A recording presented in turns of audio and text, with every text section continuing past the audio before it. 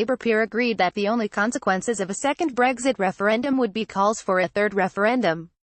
Speaking to Bloomberg, he said, "I think the chances of a second referendum are very slight. Although there is some support for a second referendum, the consequences of a second referendum would be calls for a third referendum, and this political iceberg we are in will just continue for years. It is obvious, we are the only country in the world obsessed with Brexit. The EU 27 are not obsessed with it. America is not interested in it. We are stuck in this terrible time warp, so we should not have a second referendum. What is the chance of the government falling?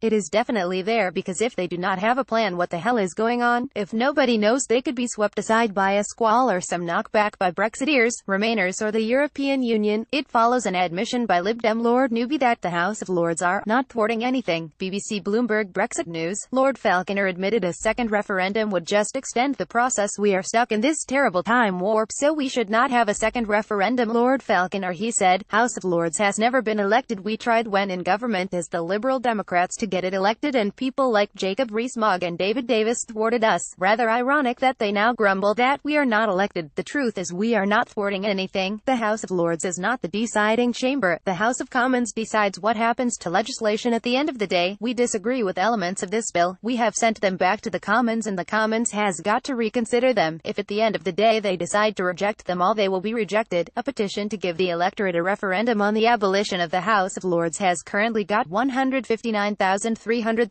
signatures and describes the chamber as a place of patronage where unelected and unaccountable individuals hold a disproportionate amount of influence and power which can be used to frustrate the elected representatives of the people. The government was accused by Labour of subverting democracy by delaying debate on key pieces of Brexit legislation in a bid to avoid rebellions, following a string of 14 defeats in the House of Lords.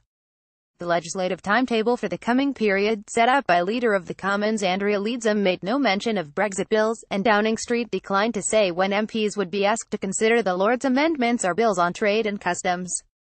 Labour's Valerie Best suggested the government was being cynical and parking the trade bill, customs bill and the EU withdrawal bill so as to avoid rebellions.